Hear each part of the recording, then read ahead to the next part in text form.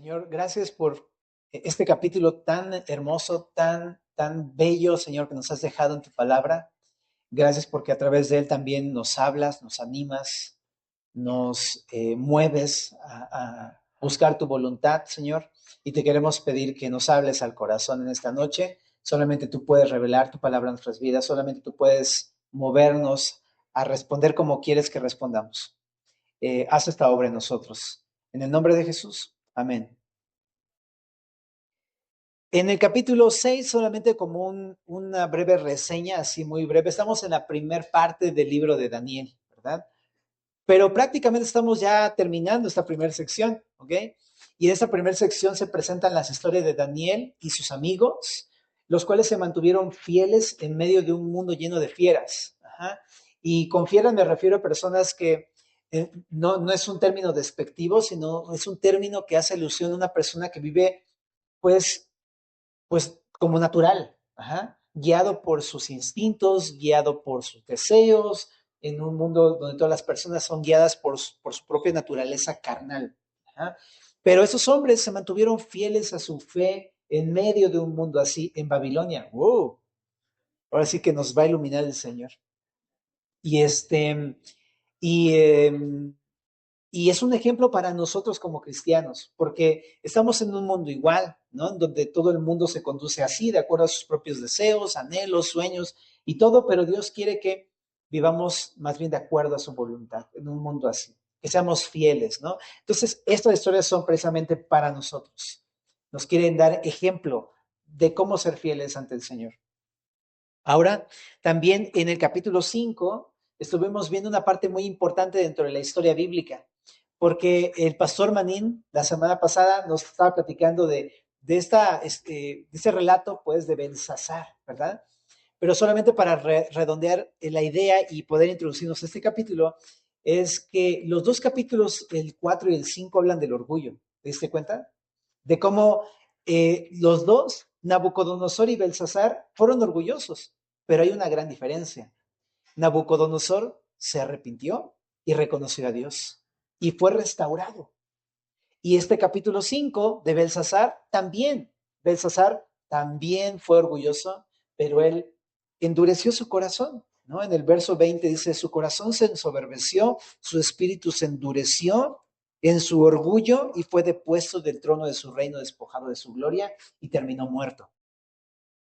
Entonces el pastor Maní nos animó la semana pasada a darnos cuenta qué importante es que sabiendo lo que la Biblia dice, respondamos. Cuando sabiendo lo que la Biblia dice nos endurecemos de corazón, vamos hacia la muerte. Y eso es algo que para mí me quedó así como muy fuerte, muy claro, porque nosotros en Semilla acostumbramos a leer la Biblia todo el tiempo. Y si sabemos lo que dice la Biblia y no lo hacemos, estamos todo el tiempo obstinados en hacer lo contrario, se endurece nuestro corazón y entonces nuestro fin puede ser apartarnos del Señor, ¿verdad? Entonces cuidemos nuestros corazones de no ser así como Belsasar, duros, ¿no? Entonces la idea es, te invitamos, ¿no? A que pues dejes que el Señor obre en tu vida, ¿verdad? Y que lo que te está mostrando, pues sea el camino por donde camines. Ajá. Y también otra cosa importante, ¿no?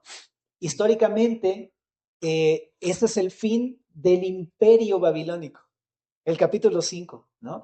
Este libro de Daniel no es cronológico, lo vamos a ver más adelante, pero aquí habla del fin del imperio babilónico. Qué loco, ¿verdad? Es un imperio que era el más poderoso de ese tiempo, pero por el orgullo de este hombre Belsasar terminó todo el imperio babilónico.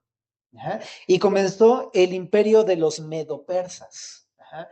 Y aquí decía Manín que, pues aquí está la aparición de este hombre Darío, rey de Media, que nos explicaba que era más como una especie como de gobernador o general, ajá, pero realmente él estaba subyugado bajo las órdenes de Ciro, el persa. Ajá. Aunque se entiende en la historia porque hay varias teorías de cómo se estaba funcionando esto, pareciera que, digamos, Ciro era el emperador general, o sea, como el supremo emperador de todo el imperio medo-persa, pero también Darío tenía mucho poder. Ajá, pero sí estaba de alguna manera subyugado a Ciro. Ajá, pero también Darío tenía muchísimo poder e influencia y también podía tomar decisiones a nivel imperial, ¿ok? Pero es bueno entenderlo porque el capítulo número 6 nos va a hablar de Darío. Y Darío toma decisiones muy importantes en este capítulo 6, ¿ok? Pero es bueno entenderlo así. Y termina el imperio babilónico y comienza el imperio medo-persa, y es la segunda parte de la estatua que vio Nabucodonosor, ¿te acuerdas? Y la cabeza de oro, ¿no? Y luego venía el pecho con los brazos, que eran de plata. Pues ahora estamos pasando a la siguiente etapa de la historia, ¿no? A este segundo imperio de esta imagen. Y son dos brazos, te explicaba, son dos brazos porque es una alianza de los medos con los persas, pero a fin de cuentas los persas tienen el control total de todas las cosas. ¿Ah? Bueno, entonces, diciendo un poquito esto, comencemos en este capítulo 6 en el verso 1. Dice, pareció bien a Darío constituir sobre el reino 120 sátrapas, ¿no? Es una especie como de gobernantes. Y dice aquí que gobernasen en todo el reino. Y sobre ellos 3 gobernadores, de los cuales Daniel era uno, a quienes estos sátrapas dicen cuenta, para que el reino fuese perjudicado. ¿Te das cuenta cómo Darío sí tenía poder para tomar decisiones imperiales? Ajá, es lo que te decía. Pero, te digo, Ciro tenía más poder todavía. Pero aquí vemos a Darío el Medo. Uh-huh. Ok, ahora también es bien importante lo que dice aquí, que dice que puso a Daniel como uno de los 3 gobernadores a cargo de estos 120 sátrapas, ¿no? Y eso está muy interesante porque ¿cómo es que Daniel llegó a ser uno de estos 3 gobernadores? Pues algunos piensan que cuando Ciro tomó el poder, ¿no? Y Darío fue encomendado como general bajo la supervisión de Ciro. Entonces, el mismo Darío se dio cuenta que Daniel estaba ahí ya como consejero, como una persona importante dentro del reino, y simplemente lo mantuvo en esa misma función. ¿Mm? Quizá es la misma idea de lo que hemos estudiado antes, que una persona que conquistaba un imperio o un reino, la idea no era quitarlos, sino la idea era aculturarlos, ¿no? ¿O cómo se dice? ¿No? Quitarles como de la personalidad que tenían como babilonios y ahora ponerles unas nuevas enseñanzas para que ahora pensaran como medopersas. Ajá. Entonces, hacían esta aculturación y me imagino que por eso es que lo deja en ese mismo puesto. Así fue, de hecho, como Daniel empezó a servir en el imperio babilónico, ¿no? Ahora, algo que me llama mucho la atención es que Daniel está en ambos reinos, en ambos imperios, mega imperios, teniendo una función tan importante. Y de hecho a él le tocó la transición, es como a nosotros que nos tocó el cambio de siglo y de milenio, ¿verdad? Y nos ha tocado también la revolución tecnológica, o sea, es asombroso el momento en el que nos tocó vivir.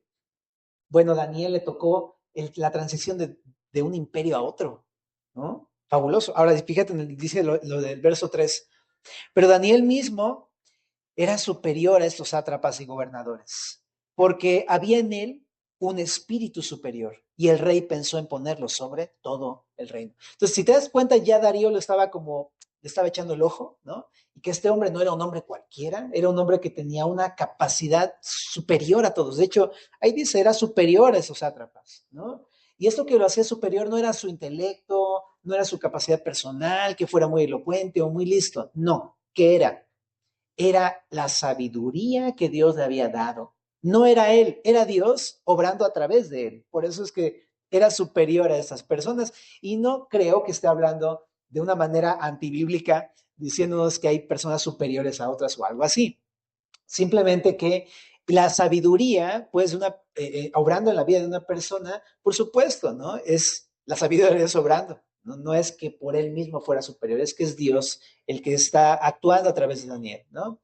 Pero te digo, no es que haya otras personas superiores a otras. Creo que Filipenses lo explica muy claro, pues que debemos de ver a los demás como superiores, ¿ok? Más bien. Pero la sabiduría de este hombre era notable, pues, ¿no? Y esto me llevó a pensar en lo siguiente, ¿no? ¿Cómo es que una persona que simplemente quería ser fiel y Dios le dio sabiduría, cómo una persona así, pues pudo estar firme durante tanto tiempo sirviendo. Y pudo estar firme incluso a pesar de que cambiaron reyes y cambiaron gobiernos y todo, pero esa persona se mantuvo ahí firme, ¿no? Y pensaba en Proverbios 12. Hoy nos tocó Proverbios 12, ¿no? Y en el verso número 3 dice, el hombre no se afirmará por medio de la impiedad, mas la raíz de los justos no será removida. Qué loco. Cambiaron los reyes, pero Dios decidió dejar a este hombre como una persona de influencia y de servicio en el imperio, ¿no? Se mantuvo firme. También en el verso 7 dice, Dios trastornará a los impíos y no serán más, pero la casa de los justos permanecerá firme. Y yo creo que esto nos muestra a nosotros, ¿no? Van a pasar muchas cosas, van a pasar gobernantes, van a pasar sistemas, van a pasar formas y todo, pero si uno está buscando ser fiel a Dios, si uno está lleno de la sabiduría de Cristo, uno puede estar firme a pesar de cualquier cosa, ¿verdad? Es que importante estar pegados al Señor, siendo fieles y buscando su sabiduría, ¿no? Constantemente. También en Juan 15:5, ¿no? Dice, em,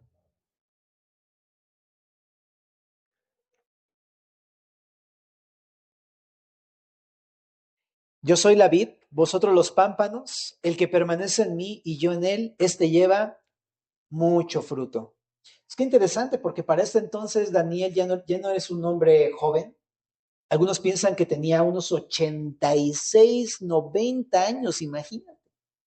Pero por el hecho de que tuviera edad, no significa que no fuera fructífero este hombre. Mientras más crecía en edad, más fructífero era Daniel, ¿no? Y pienso que también eso nos muestra como una persona que busca la sabiduría de Dios, que busca ser fiel a Dios, da fruto. Pero la clave es estar pegado al Señor, ¿verdad?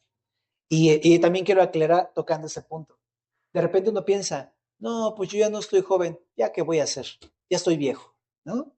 Pero quiero decirte que no hay nada más alejado de la realidad. Este capítulo 6, Daniel tiene como 86, entre 86 y 90 años, y es el capítulo quizá más emblemático de la vida de Daniel. A los 90 años. Me recuerda a Moisés, ¿no? A los 80 fue usado como instrumento para sacar a Israel de Egipto. Daniel a los 90 está pasando esta gran experiencia con Dios que va a tener, ¿sabes? Yo te quiero animar. Los años no son un sinónimo de decadencia en la vida del cristiano. Al contrario, es una oportunidad para crecer en la sabiduría del Señor y servicio al Señor. Porque uno puede decir, no, pues ya tengo 80, ya no, yo ya no. No, espérate. Quizá viene lo mejor, ¿no? Pero tenemos que estar entendidos de lo que es la vida cristiana, ¿no? Es una vida de fe. Y ahorita te voy a decir en qué estaba sirviendo Daniel. Ok, pero ahí nada más, nos dejamos y seguimos aquí el relato. Dice en el verso 3, el rey pensó en ponerlo sobre todo. Era tan prominente, tan evidente, tan clara la sabiduría de Dios en la vida de Daniel, que Darío, un hombre que no conocía a Daniel, pensó en ponerlo sobre todas las cosas en el reino. ¿Te acuerdas de José? Que era un hombre tan, pues, Dios obraba en su vida, era tan evidente que entonces el rey lo puso como el segundo más importante de Sabnat Panea, ¿te acuerdas? Ahora, hay algo que vio este hombre en Daniel que hizo, él pensó en ponerlo sobre todas las cosas. Qué increíble, ¿no? Cuando dejamos que la sabiduría de Dios sobre nuestras vidas, la gente lo ve, ¿no? Y Dios usa al siervo fiel, es lo que también hemos estado escuchando anteriormente en los capítulos, ¿verdad? Entonces, date cuenta, ¿quieres que Dios te use? ¿Quieres que Dios haga algo en tu vida, en la vida de los alrededor de nosotros? ¿No? Permanece en la sabiduría del Señor, ¿verdad? Y esa sabiduría, ¿qué es la sabiduría bíblica? ¿Te acuerdas? La sabiduría es la capacidad dada por Dios o la virtud dada por Dios para agradarle en la vida cotidiana. Es la capacidad que Dios nos da para llevar la palabra a nuestras vidas, de manera que se encarne en nuestras vidas. Y es un regalo de Dios. ¿Y cómo tener sabiduría? Pues pídesela. ¿Ah? Santiago 1.5 dice, pídesela a Dios, el cual dará abundantemente y sin reproche. ¿Ah? Bueno, entonces el rey pensó ponerlo en todo, pero como siempre, ¿no? Cuando alguien dice, no, pues ¿qué tal si ponemos a fulano de tal? De repente siempre hay otro de, ya van a ponerlo, ¿no? Y entonces surge el celo y la envidia de todos los sátrapas, que son 120 sátrapas, y se van a ir sobre Daniel. Fíjate en el verso 4. Entonces los gobernadores y sátrapas buscaban ocasión para acusar a Daniel en lo relacionado al reino, mas no podían hallar ocasión alguna o falta porque él era fiel y ningún vicio ni falta fue hallado en él. Obviamente esto habla de celos, habla de envidia, ¿no? A otro le dieron la oportunidad que tú creías que tenían que darte a ti. A otro le dieron el privilegio que tenían que darte a ti, ¿no? A ti, ¿por qué a ti no te dieron eso? Porque a mí no me lo dieron. Yo ya llevo 20 años en ese trabajo, yo ya llevo esto, haciendo esto y esto y esto, ¿por qué a mí no? ¿No? Interesante. Envidia y celos. Y ahí en Santiago 3 y 4, precisamente eso es lo que provoca las guerras y los pleitos entre nosotros, dice Santiago. Vamos a leerlo en Santiago 3. Dice en el verso 14, si tenéis celos amargos y contención en vuestro corazón, no os jactéis ni mintáis contra la verdad, porque esta sabiduría no es la que desciende de lo alto, sino terrenal, animal y diabólica. Porque donde hay celos y contención, que son los frutos, ¿eh? Allí hay perturbación y toda obra perversa. Uno no puede decir que es una persona sabia si no tiene celos. Así de simple. Porque los celos son un fruto no de la sabiduría de Dios, sino de la sabiduría terrenal, animal y diabólica. No proviene, los celos es un símbolo de que no tenemos sabiduría de Dios. Necesitamos arrepentirnos de eso. Y también dice en el capítulo número 3, verso 17, la sabiduría que es de lo alto es primeramente pura, después pacífica, amable, benigna, llena de misericordia y de buenos frutos, sin incertidumbre ni hipocresía, y el fruto de justicia se siembra en paz para aquellos que hacen la paz. Más bien tiene que ver con alegrarse del bien de que al otro le dieron el premio, ¿no? Y tú es como, wow, qué increíble, que Dios te bendiga, qué chido, ¿no? Voy a orar por eso, qué bueno. Es alegrarte, es pacífico, es amable, es, dice ahí, benigno, ¿no? Misericordioso. Esa es la sabiduría de Dios, ¿no? Qué loco, ¿no? Pacificadores, a fin de cuentas.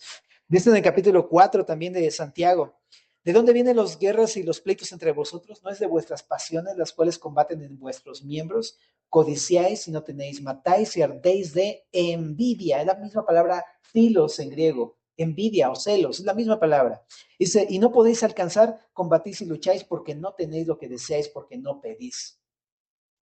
El problema de los celos no es, no es que no, no tengamos lo que nos gustaría tener, ¿no? En cuestión de servicio, ¿no? En cuestión ¿cómo se puede decir? Pues en la vida, ¿no? Como cristianos, sino el asunto está en que no se lo pedimos al Señor, no estamos orando con el Señor, me gustaría esto, Señor, pero ¿tú qué opinas, no? No, sino en vez de venir con el Señor y acercarme al Señor y preguntarle y orar y esperar en su voluntad, lo que hacemos es enojarnos, porque a mí no me lo diste, ¿no? A ver, tú dame eso que es para mí. Y eso es lo que hacemos, ¿no? Pero entonces aquí lo que veo es un problema de oración. Estos hombres no están orando, no tienen una relación con Dios, no le están buscando. Y en este capítulo es importante porque versus Daniel, vamos a ver que es un hombre de oración que todo el tiempo está buscando y pidiendo, acercándose al Señor, y Dios le provee, le bendice, le usa y todo. Y encontraste esos hombres que en vez de acercarse al Señor, están tratando de arrebatar las cosas que tiene Daniel sin orar, sin buscar a Dios. Qué loco. Bueno, entonces, regresando al capítulo, estamos viendo que esos gobernadores y sátrapas se enteran de que Daniel va a recibir todo. Entonces se llenan de celos y de envidia con Daniel. Ajá. Ahora, nada más pensando en esto, Daniel era una bendición para ellos realmente, porque si pudiera haber un hombre de servicio que se preocupara por los demás, era este hombre Daniel. Entonces, el hecho de que él fuera un gobernador importante era algo bueno para ellos, como José también lo fue en su tiempo. José fue de tal bendición en el reino egipcio que pues todos pudieron tener grano gracias a la intervención de este hombre que quería servir, ¿no? Y de igual manera, Nabucodonosor, o sea, sí o no, fue bendecido por Daniel. Y todo el reino fue bendecido por Daniel. De hecho, Nabucodonosor, pues al humillarse, recibió pues un nuevo corazón, por decirlo así, ¿no? Daniel llevó a este hombre al Señor, ¿no? Y junto con eso, todo el reino, acuérdate que Nabucodonosor ordenó no blasfemar el nombre de Dios en el capítulo número 3. Gloria a Dios, ¿verdad? Eso es lo que pasó con Daniel en el capítulo 3. Entonces, ¿cómo no va a haber bendición a través de la vida de Daniel? Pero estos hombres no lo están viendo como una bendición, sino como alguien en contra de ellos, ¿no? Ahora, aquí hay un primer ataque del enemigo. Lo que hace el enemigo es algo externo, la acusación. No están buscando hallarle alguna falta, hallarle eh, alguna ocasión para poder derribar a este hombre Daniel. Nada más tocando el punto. ¿Sabes? En la vida cristiana queremos ser fieles al Señor, ¿verdad? Pero cuando buscamos eso y buscamos la sabiduría, va a venir el enemigo. Esa es una realidad. Y lo va a hacer a través de las personas. Y generalmente lo que va a estar buscando primero es esto, en hallar en ti alguna cosa de qué poder acusar, ¿no? Por eso creo que es tan importante entender que la integridad personal delante de Dios es esencial si queremos servir al Señor. Es esencial um, si queremos ser usados por Dios. Porque si no somos íntegros, nos va a venir el enemigo a acusar con algo que sí es cierto y nos va a derribar. Pero si venimos con el Señor y estamos viviendo una vida íntegra, ¿de qué vamos a poder ser acusados? ¿Verdad? Nos vamos a poder mantener firmes. En Proverbios 10, verso 9,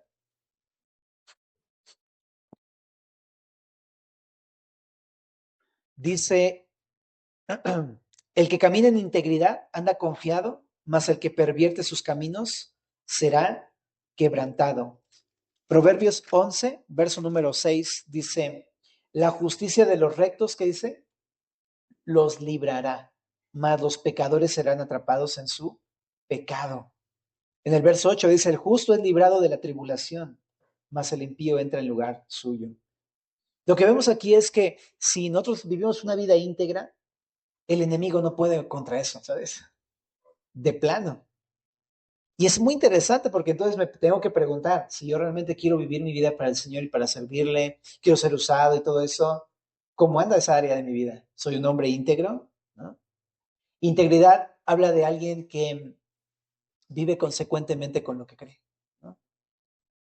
Eso, tengo que, a mí me gustan ver videos de apologistas, ¿no? A los que les gusta por ahí ese rollo. Pero me impacta mucho porque siempre a lo que se van es a la yugular los que son los enemigos de los apologistas, ¿no? Se les van a la yugular, pero no pueden atacarlos por su vida personal. Recién estaba viendo el video de una persona que estaba intentando hacer enojar al otro y le decía, yo no te puedo decir algo, te puedo contestar algo porque lo que yo creo me lleva a vivir una vida moral. Y dentro de la moral no te puedo faltar el respeto. ¡Qué locura! Yo me quedé así de, wow. Estamos de acuerdo que cualquiera de nosotros nos empiezan a cuestionar y luego nos empezamos a decir de cosas, ¿verdad? Pero qué interesante, ¿no? Vivir consecuentemente con lo que somos, ¿no? En obediencia, con un buen testimonio, viviendo lo que creemos, ¿no? ¿No? De una buena vida moral, si lo quieres ver así, pero pues es que sí, la Biblia habla de moral, ¿verdad? En obediencia a Cristo. De manera que nadie te puede decir, es que él, mira la forma en la que vive, ¿sabes? Entonces, qué increíble, ¿no? Vivamos buscando eso, ser íntegros.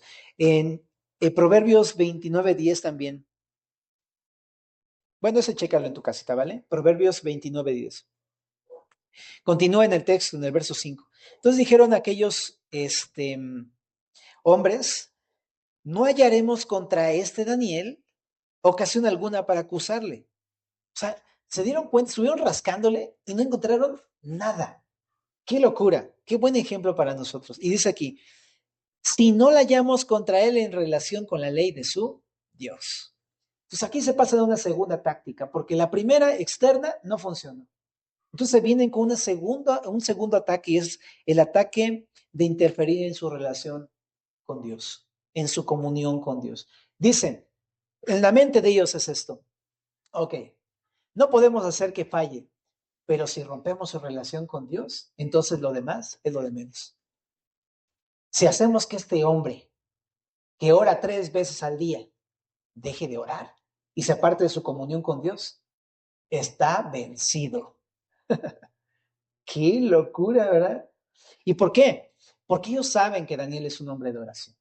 Ellos saben que es un hombre que tiene una relación tan estrecha con Dios que ora a Dios 3 veces al día. Eso lo vamos a ver ahí en el verso número 10.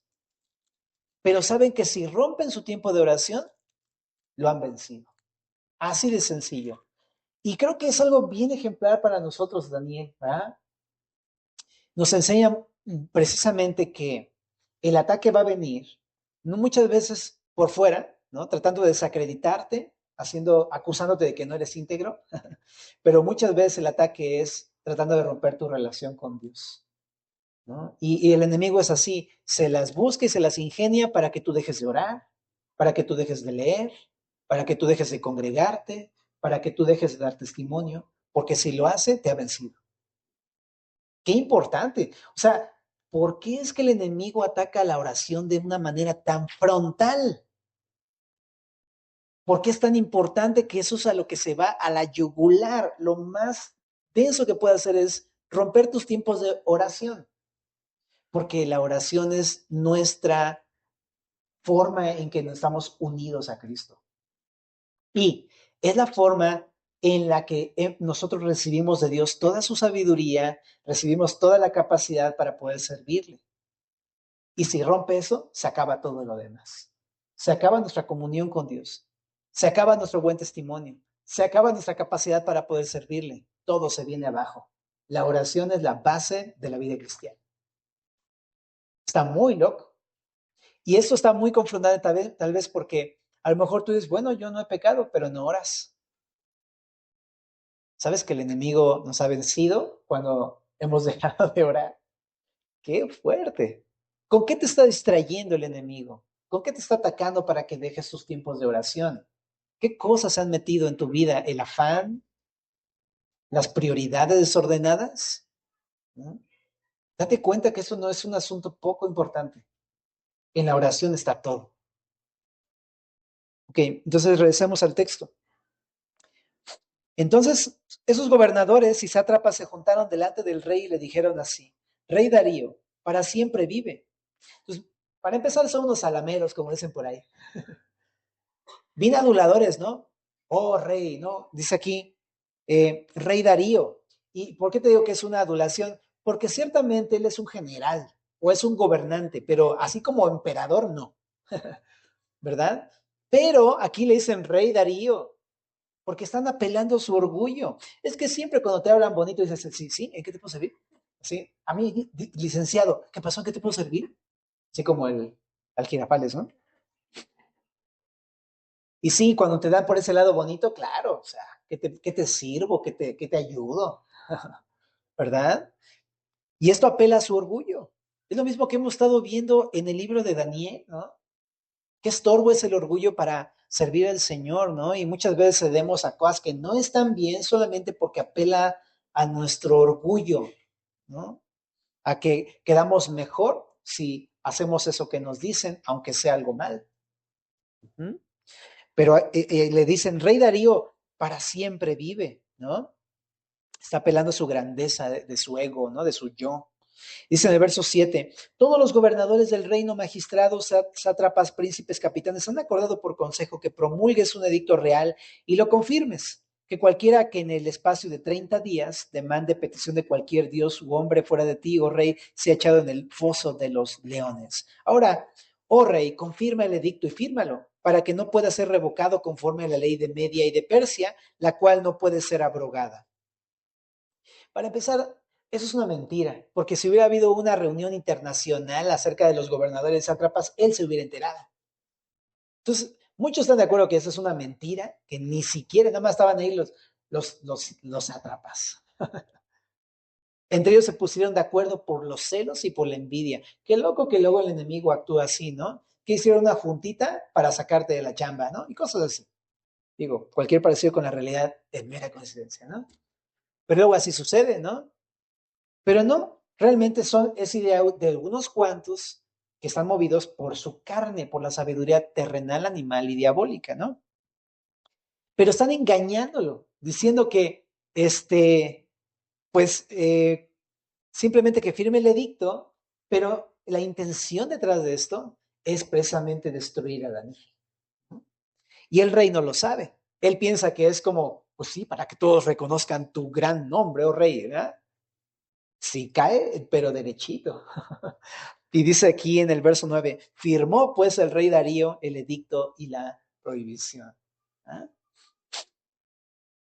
Pienso que muchas de las cosas que apelan, bueno, más bien todas las cosas que apelan a nuestra carne, ojo, porque podría parecer algo bueno, ¿no? Es que para que tú seas más famoso, más importante, para que tengas un mejor puesto, para que se den cuenta quién eres en realidad. Aguas, porque detrás de eso el enemigo trae otro plan escondido ahí y no es precisamente para algo bueno. Cuando hay algo que apela a tu carne, a ti, a tu orgullo, a quién eres, eso no es de Dios. Jesús nos diría más bien, claro, ¿no? Vamos, sígueme, pero es a la cruz, no es para que tengas una mejor vida o ya sabes, todo eso, ¿no? Tus sueños, todo eso. Pero nada más siempre lo toco porque es que el Evangelio de la Prosperidad sí es así bien pingo, ¿verdad? Y a eso apela, ¿no? A un evangelio que te dice, no, pues mira, ven a la iglesia para que tengas prosperidad, ¿no? Es como, ah, claro, suena lindo eso. Pero es lo mismo, apela a nuestra carne y esas cosas no van de acuerdo a la palabra de Dios. Rezando al verso 10, dice, cuando Daniel supo que el edicto había sido firmado, entró en su casa y chécate lo que hace Daniel. Ah, fabuloso. Abiertas las ventanas de su cámara que daban hacia Jerusalén, se arrodillaba 3 veces al día y oraba y daba gracias delante de su Dios como lo solía hacer antes. Esto no es algo que sea como exagerado para ser visto, sino que ya era costumbre de Daniel. No está presumiendo o algo así. No, no, no. Es como, con que están prohibiendo eso, pues ahora voy a abrir las puertas. No, no, no. Tampoco está haciendo eso por esa razón, sino que es algo que siempre hacía. Entonces lo que está mostrando es que él está firme. Él no está dispuesto a negociar su relación con Dios por nada del mundo, ni siquiera porque el mismo rey Darío lo dijera. Y eso está realmente importante, porque de repente, simplemente con un poco de presión, ya uno podría dejar de su relación con Cristo muy fácilmente, ¿no? Y aquí este hombre no cedió ante la presión ni siquiera del mismo rey Darío. Daniel no cedió. Y esto está muy importante. Dice que se arrodillaba 3 veces al día. Esta palabra arrodillaba, yo sé que es muy como parecer a X, pero por supuesto habla de algo del corazón. Ajá. Es una actitud delante de Dios. Ajá. Pero no es algo que hacía aquí. Es en esta ocasión solamente. Es algo que siempre hacía. Por eso se arrodillaba, habla de algo constante. Una vida de humillación delante de Dios. No está meramente arrodillado delante de los gobernantes, aunque nos ha puesto gobernantes, pero él está primeramente arrodillado delante de su Señor, ¿verdad? ¿Y qué hacía? Postrado así, oraba. Y por eso te decía hace rato, ¿quieres saber qué hacía Daniel y en qué servía a sus 90 años? Orando. ¡Qué locura! O sea, de repente uno empieza a decir, es que no puedo servir al Señor porque pues es que ya no puedo caminar bien, es que ya la espalda o ya la tortícolis, no sé, cualquier cosa, ¿no? Es que ya no funciona, se me olvidan todas las cosas. Mira, la oración es la forma en la que Dios obra. Es la forma en la que uno deja de orar para que obre Dios, básicamente. Y es la forma más gloriosa en la que podemos servir al Señor. Y de esa manera estaba sirviendo Daniel. Tenía 90 años. Al menos fue llevado desde sus años 20 y ahorita tiene 90. Estamos hablando de al menos 70 años de oración.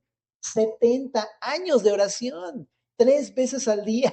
Qué cosa tan más sorprendente, ¿no? Si quiero decirte una cosa, menospreciamos la oración. De repente es como, nada más queremos hacer cosas que sean externas y porque es más padre que te vean, ¿no? Es más padre que puedan darse cuenta que estás haciendo algo o tú sentirte útil porque estás haciendo algo y menospreciamos lo más importante, que es la oración. Qué locura, ¿verdad? ¿Cómo el Señor nos confronta? ¿Verdad? Cuando creemos que estamos mejor, realmente quizás no estamos tan mejor. Cuando estamos sin poder tener nada, cuando ya la rodilla me falla, cuando ya la espalda me falla, cuando ya no puedo hacer las cosas bien porque ya se me olvida todas las cosas, cuando yo no soy capaz, ahí es donde se glorifica el Señor. Qué locura, ¿no? Bástate mi gracia, porque mi poder se perfecciona en la debilidad, decía Pablo, ¿no? Y de la misma manera, no importa que te falle todo, ora, ¿no? Ora. Luego muchas veces pensamos, es que estoy enfermo, ya no puedo hacer nada. Precisamente porque estás enfermo, ora. De hecho, nada más no estás tú para saberlo y yo tampoco para chismearlo, pero te lo voy a chismear. Como te decía que este libro no está escrito cronológicamente, para este entonces, de hecho para la época del capítulo 5, cuando va a encontrarse con Belsasar, dicen algunos historiadores y teólogos que pasaron 23 años de entre el capítulo 4 y el capítulo 5 de Daniel. ¿Y qué pasó en esos 23 años? Daniel dicen que estaba enfermo. Y después de ese tiempo fue llevado con Belsasar para que le dijera lo que estaba escrito en la pared. En esos 23 años, ¿qué crees que hizo? Enfermo, orando, orando, orando, orando. Y ahí es donde recibió la interpretación de la escritura en la pared. De ahí tomó el recurso para servir más adelante.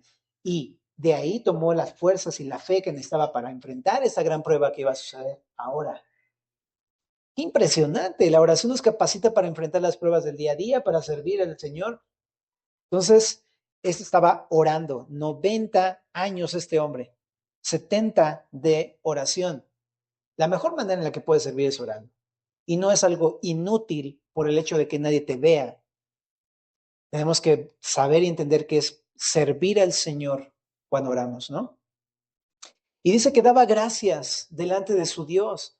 Ahora, ¿daba gracias? Ponte a pensar en la vida que tuvo Daniel. No, no, no, no, no, espérate. ¿No? Nosotros normalmente damos gracias cuando nos va bien, pero Daniel le pasó de todo.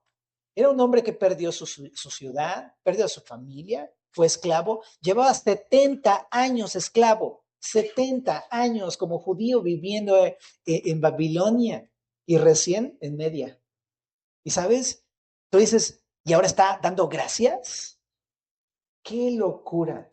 ¿Por qué puede dar gracias, Daniel? Puede dar gracias porque él, aunque todo ha cambiado y todo se ha movido, pero Dios ha sido fiel con él. Su Dios no se ha movido, por lo tanto, él tampoco se mueve.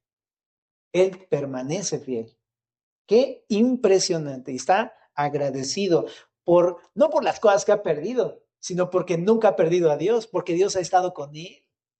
¿No? Qué impresionante. En verdad, creo que es mucho que aprender de este hombre, ¿verdad? Y dice que en el verso 11, entonces se juntaron aquellos hombres y hallaron a Daniel orando y rogando en presencia de su Dios.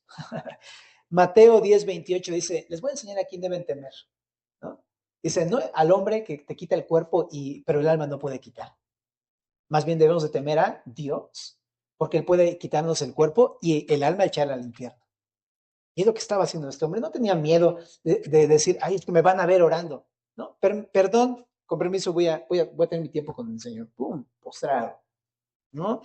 Era así, ¿no? A mí me encanta ver testimonios de chicos, de jovencitos, de gente mayor que mientras todo el mundo te ven como bicho raro, dicen, no me importa, yo creo en Jesús y voy a orar, ¿no? Y están todos ahí en el relajo y llega la hora de la comida y todos así, y Señor, gracias por la comida, ¿sabes? Y no tienen ningún tipo de pena ni de vergüenza, porque no avergüenzo del Evangelio, porque es poder de Dios para la salvación a todo aquel que cree, ¿no?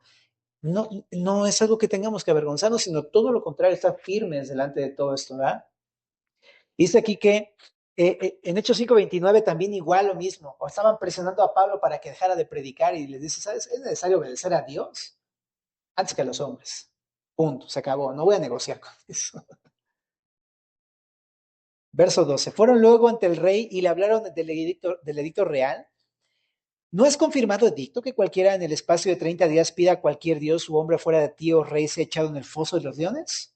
Respondió el rey diciendo, ¿verdad es? Conforme a la ley de Media y de Persia, la cual no puede ser abrogada. Qué tramposillos, ¿verdad? Le aplicaron una que no podía zafarse. Verso 3. Entonces respondieron y dijeron delante del rey, Daniel, que es de los hijos cautivos de Judá, no te respeta a ti, oh rey, ni acata el edicto que confirmaste, sino que 3 veces al día hace su petición. Qué locura. El enemigo es así, ¿no? Porque era algo que no era contra el rey Darío, ¿estás de acuerdo? Daniel no oraba para hacerle la vida imposible al rey Darío, de ninguna manera. Yo me imagino que incluso estaba orando por sus gobernantes, como nos dice Timoteo, ¿verdad? Pero, Timoteo 2, ¿verdad? Pero no es contra el rey, pero esos hombres son tan astutos y tan mentirosos que lo hacen personal. ¿Por qué? Porque estaba apelando a su orgullo, ¿sabes? Estaba apelando de, tú eres el gran rey, ¿cómo es posible que adoren a alguien más que no seas tú? Y lo están haciendo personal. Y le están diciendo, y no acata el edicto que confirmaste. Y aquí está bien importante porque es la forma en cómo lo presentan lo hace ver como algo terrible, pero realmente él está acatando a Dios. No es que quiera desobedecer a la autoridad, pero sobre la autoridad está Dios. Y es algo que tenemos que entender nosotros, ¿no? Que cuando la política o cualquier cosa de ese tipo interfiera con la fe, con nuestra obediencia o fidelidad, necesitamos firmeza delante de estas cosas. Porque no es que queramos desobedecer o algo así, Dios nos ha llamado a obedecer y someternos a las autoridades civiles, pero Dios está sobre estas cosas. Y cuando hay cosas que van en contra de la palabra, nosotros necesitamos aprender firmeza, ¿no? Dios y su palabra deben ser una cosa constante e inalterable en nuestras vidas. Bueno, ahora, en el verso número 13 vemos cómo están tratando de manipular a este rey.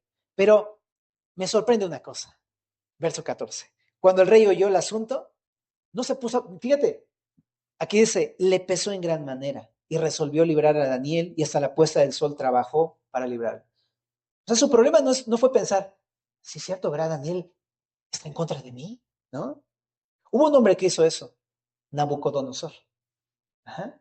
Pero, pero este hombre, Darío, no está haciendo eso. ¿Por qué? Porque al parecer él está conociendo a Daniel y se da cuenta que ese hombre no es así. Que ese hombre no quiere el mal de Darío, sino todo lo contrario. Y fuera de hacerle caso a las cosas de estos mentirosillos, él está pensando, ¿y ahora cómo le voy a hacer para librarlo? Ya metí la pata, ¿no? Y eso me encanta porque precisamente nuestro testimonio, nuestra integridad, ¿no? Eso nos hace hallar la gracia delante de las personas, ¿no? Y eso a fin de cuentas pesa mucho más que un edicto o que cualquier cosa, ¿no?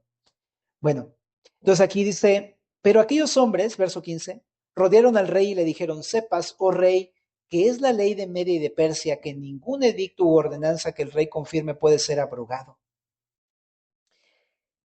Entonces el rey mandó y trajeron a Daniel y le echaron en el foso de los leones. Y el rey dijo a Daniel, el Dios tuyo, a quien tú continuamente sirves, él te libre. Las últimas palabras que le dijo a Daniel. ¿Y después qué pasó? Y fue traída una piedra, eso parece un sepulcro, ¿estás de acuerdo? Trajeron una piedra, es su sepulcro, se acabó su vida. Y dice aquí, y puesta sobre la puerta del foso, la cual selló el rey con su anillo y con el anillo de sus príncipes, para que el acuerdo acerca de Daniel no se alterase. Luego el rey se fue a su palacio y se acostó a ayuno. Instrumentos de música fueron traídos delante de él y se le fue el sueño, ¿no? Entonces Dios pone lo que vemos que es que a pesar de todas las cosas que le acusaban a Daniel, lo increíble está en que Dios cambió el corazón de Darío y lo puso a favor de Daniel. Eso es algo que solamente Dios puede hacer, ¿verdad? Entonces se ve que Dios está con Daniel en medio de todo este asunto. Ahora también, aquí es donde le cae el 20 a Darío. Me engañaron, me hicieron pensar esto, ¿no? Cuando realmente querían matar a Daniel, me engañaron. Y eso está muy loco porque él se dio cuenta que los verdaderos enemigos no era Daniel y sus amigos. El verdadero enemigo eran los sátrapas, envidiosos y celosos. Entonces ellos mismos, a través de esto, cavaron su propia tumba desde ese mismo momento. Uh-huh. Y Darío me encanta porque Dios lo lleva a un punto en que la regó y ¿sabes qué? Ahora no puedes hacer nada. Tú mismo con tus decisiones por orgullo has hecho que una persona se vaya a la muerte y es tu culpa. ¡Wow! ¡Qué fuerte! ¿No te suena al acusador, al diablo, que muchas veces nos condena y nos dice, mira, la regaste? Y es tu culpa. Y todos, ese al que amas, va a morir por tu culpa. El enemigo es bien astuto. Y muchas veces, en cierta manera, por nuestro orgullo cosechamos cosas así, pero realmente es el acusador el que quiere destruir nuestras vidas. Porque aquí no acaba la historia. Va a haber una hermosa obra en la vida de Daniel y no va a morir. Pero a mi punto es que el enemigo nos acusa. Pero recuerda que no hay ninguna condenación para los que están en Cristo Jesús. ¿Verdad? Y aunque sí es cierto, a veces cometemos este pecado de orgullo y la regamos, pero tenemos un abogado para con Dios, a Jesucristo el justo, ¿verdad? Tengamos a nuestro abogado corriendo. Ahora también aquí dice, las palabras que le dice Daniel es, no, pues ya básicamente es, pues ya agárrenlo y llévenselo. Ya no pudo hacer nada. Pero está bien increíble que a veces Dios nos permite cosas en las que nosotros no podemos hacer nada. Nos vemos inútiles, incapaces y ya fue.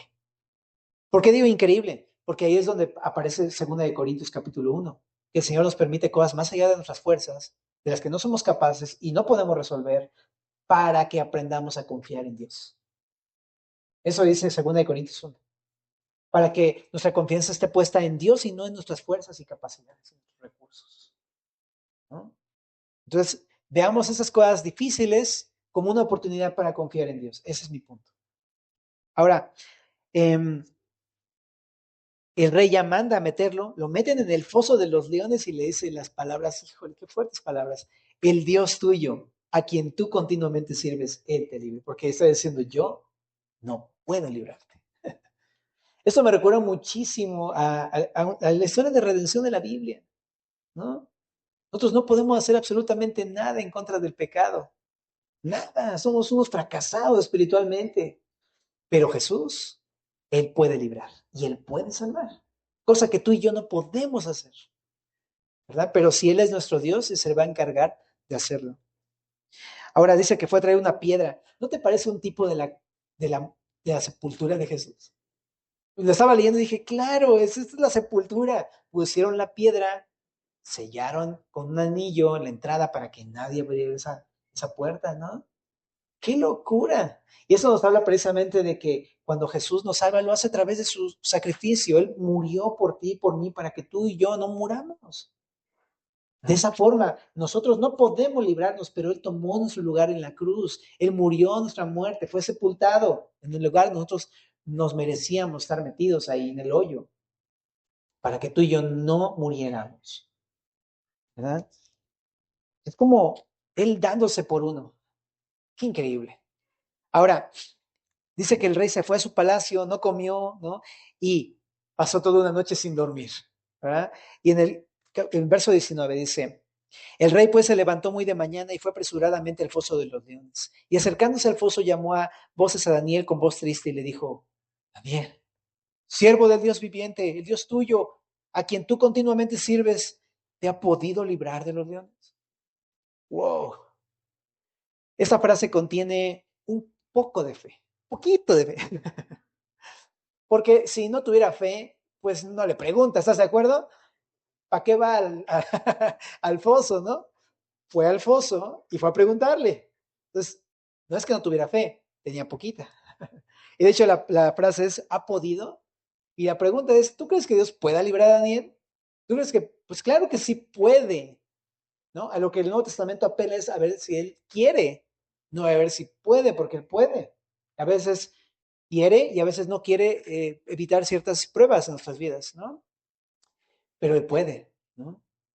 Pero vemos dentro de todo esto que a pesar de todas esas cosas teológicas, Él confía un poquitito en que a lo mejor quizá el Dios de Daniel es el verdadero Dios. Y me gusta esto porque de entrada número uno, a veces Dios no te va a librar de las pruebas. A veces va a permitir que pases cosas difíciles, ¿eh? Que nadie te engañe diciendo que Dios nunca te va a permitir pruebas o algo así. No, es necesario las pruebas para crecer y confiar en el Señor, ¿no? Primera de Pedro 1, para que nuestra fe sea probada, ¿no? Y demás. Pero el Señor lo va a hacer a veces, ¿ok? Pero otra cosa que veo es que un poco de fe es suficiente, ¿sabes? A veces no estamos tan convencidos de que realmente esté ahí cuando lo necesitamos, ¿no? Que realmente Dios vaya a hacer una obra en medio de todo este caos, ¿no? De mi incapacidad e inutilidad para salir del hoyo. Pero un poquito de fe es suficiente para el Señor, ¿no? Este hombre, por la poca fe que tuvo, fue ahí al foso y presenció la gran obra de Dios. Y es simplemente animarte. A lo mejor no tenemos una fe así que dices, wow, mira mi fe, ¿no? No, a lo mejor es una cosa así. ¿Será que puede? ¿Será? Pero, ¿sabes? Acércate, pregúntale, ¿no? A ver qué te dice. Y dice aquí en el verso número 21. Entonces Daniel respondió al rey, oh rey, vive para siempre. Mi Dios envió su ángel, el cual cerró la boca de los leones para que no me hiciesen daño, porque ante él fui hallado inocente y aún delante de ti, oh rey, yo no he hecho nada malo. ¡Oh! ¿Te das cuenta? O sea, está impresionante porque primero dice, oh rey, vive para siempre, no es, es su saludo, pero lo que yo subrayé aquí es, respondió, bro. O sea, él respondió, escuchó la voz de Daniel, oh rey, ¿no? Vive para siempre. Es como, neta, esto no puede ser real, ¿no? Dices, a ver, vuélveme a hablar. Pero el punto es que respondió, está vivo Daniel, ¿no? Y esto está maravilloso, ¿no? Cómo Dios cuidó de su siervo fiel. Y esto es creo que el punto más importante del capítulo familia. En el Salmo 34,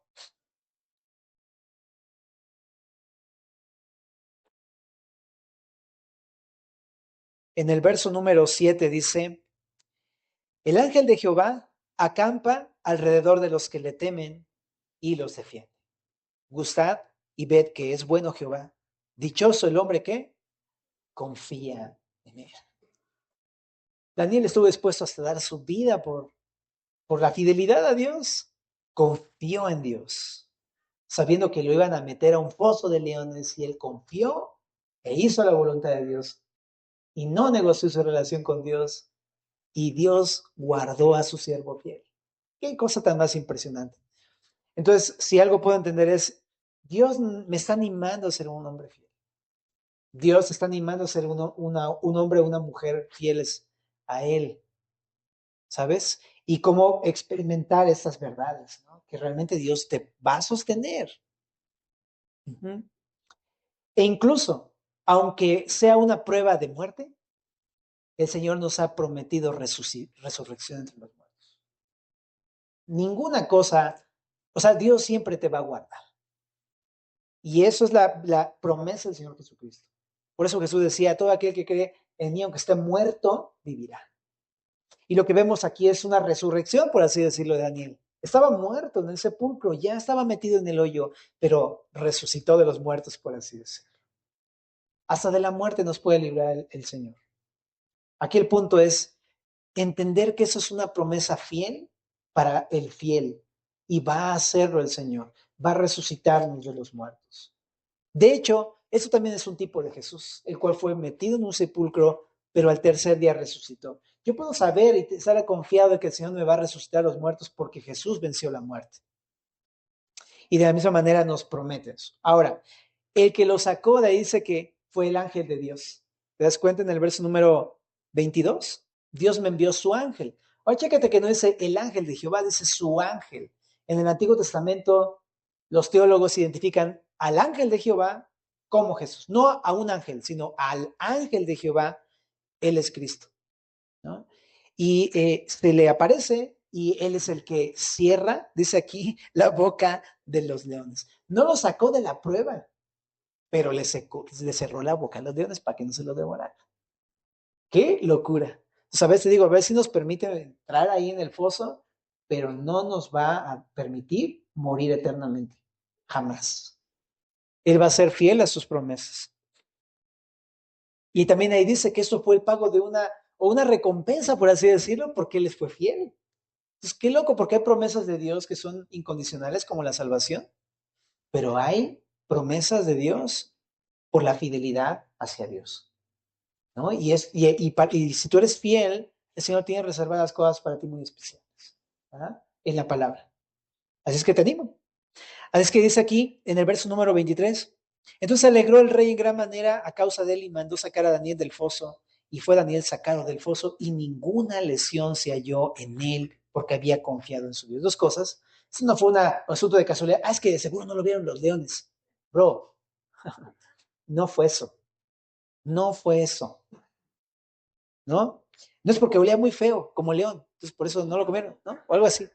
No, tampoco fue eso. O sea, te lo deja claro para que sepas que es una obra de Dios, ¿no?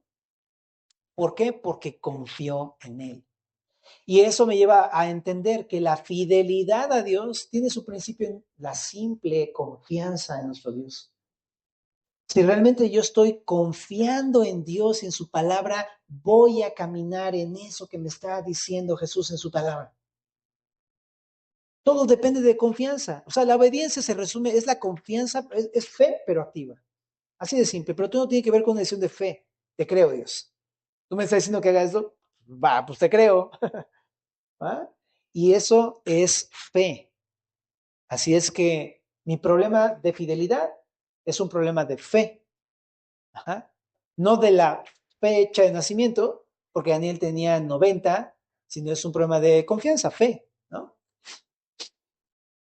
24, dio orden al rey, el rey, y fueron traídos aquellos hombres que habían acusado a Daniel. Ah, una cosa más, dice que el rey se alegró, ¿ah? Entonces, la fidelidad a Dios, a pesar de la prueba, produce gozo en la vida cristiana. Y qué loco. Bueno, eso pareciera irónico, que el sufrimiento produzca gozo.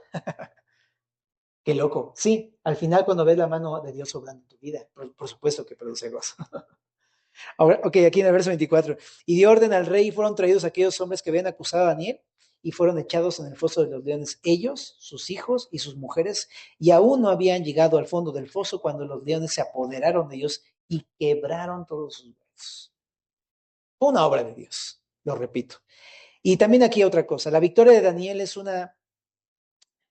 eh, una, ahora sí que la derrota de Daniel pareciera alegría para los enemigos, pero la victoria de Daniel llegó a convertirse en una mala noticia para sus enemigos, ¿no? Y de la misma manera, ¿no? El triunfo de Cristo en la cruz realmente anuncia el juicio para aquellos que están en contra de Jesús, ¿no? Pero también anuncia gozo para aquellos que creemos en Jesús. Bueno, ahora, mientras en el capítulo 3, 29 de Daniel, la fidelidad de Daniel produjo simplemente un edicto que nadie pudiera blasfemar contra Dios, aquí es un poco diferente porque lo que produce más bien es un juicio. Ajá. Entonces, como si de alguna manera Dios advirtiera a aquellas personas que se encuentran en contra de Dios para que se arrepientan aún, porque después va a venir un juicio. Verso 25. Entonces el rey Darío escribió a todos los pueblos, naciones y lenguas que habitan en toda la tierra, paz o sea multiplicada. De parte mía es puesta esta ordenanza, que en todo el dominio de mi reino, todos teman y tiemblen ante la presencia del Dios de Daniel, porque Él es el Dios viviente y permanece por todos los siglos, y su reino no será jamás destruido, y su dominio perdurará hasta el fin. Él salva y libra, y hace señales y maravillas en el cielo y en la tierra. Él ha librado a Daniel del poder de los leones. Y este Daniel prosperó en el reinado de Darío y durante el reinado de Ciro, el persa. Ya para terminar, eh, lo que vemos es que la fidelidad de Daniel produjo adoración a Dios. Eso está increíble, ¿no? Nuestra fidelidad puede hacer que otras personas adoren a Dios, que el nombre del Señor sea exaltado sobre todas las cosas, y es el fin supremo para lo cual fuimos creados. Estaremos cumpliendo el propósito de Dios cuando somos fieles, y la fidelidad viene por oración. Todo tiene que ver con la oración. Ahora, otra cosa bien importante, si brotó adoración del corazón de este hombre Darío fue por su propia y viva experiencia de la obra de Dios en su vida. Entonces, no puede haber una adoración a Dios si primero Él no está obrando en nuestras vidas de una manera tangible y real. No va a haber una adoración a Dios.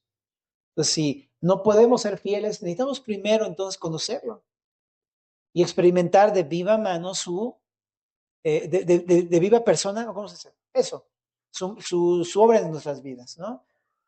Realmente probar y ver que esto es cierto, ¿no? Y ahí vemos 4 cosas que se exaltan de Dios, ¿no? El Dios viviente, permanece por todos los siglos, su reino no será jamás destruido, su dominio perdurará hasta el fin. Y también ahí aparece la obra de Dios. ¿Cuál es la obra de Dios? Él salva y libra y hay señales y maravillas en el cielo y la tierra. Él ha librado a Daniel del foso. Entonces, ¿qué hace Dios? Salva y libra.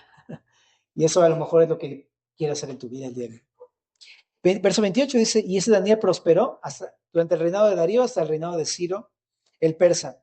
Y 2 cosas, nada más, ya, perdón. Pero una es que primero estaban reinando aparte los medos y los persas, pero llegó un momento en el que Persia, pues digamos así, ya fue el que empezó a gobernar sobre todo el imperio. Entonces, por eso es que hace la distinción de que Daniel gobernó primero bajo el reinado de Darío y luego el de Ciro, pero realmente está hablando de este conjunto, pues, de reinado de los medo-persas. Pero la conclusión de este asunto es lo siguiente, ¿no? Dice que Daniel prosperó durante el reinado de Darío, ¿no? Y es lo que estamos viendo en Juan 15:5. Estás pegado a la vid, vas a dar fruto. Así de simple, ¿no? En el Salmo 1, si estamos como árboles plantados junto a corrientes de agua, daremos nuestro fruto en su tiempo, ¿no? Y es simplemente cosa de permanecer con el Señor y Él nos va a hacer prosperar. Hablando de prosperar, me refiero no prosperar económicamente, me refiero a fidelidad. Ajá. En Josué 1:8 también dice, ¿no? Nunca se apartará de tu boca este libro de la ley, sino que de día y de noche meditarás en él para que guardes y hagas conforme a todo lo que en él está escrito, entonces harás prosperar tu camino y todo te saldrá. ¿Oramos? Señor, muchísimas gracias por tu palabra una vez más. Gracias por hablarnos a través de Daniel. Y pues simplemente queremos unirnos todos en oración para pedirte que nos ayudes a ser fieles a ti, Señor. Y gracias por este capítulo, Señor. Llévanos con bien a casa, meditando en estas cosas y glorifícate en nuestras vidas. En nombre de Cristo. Amén.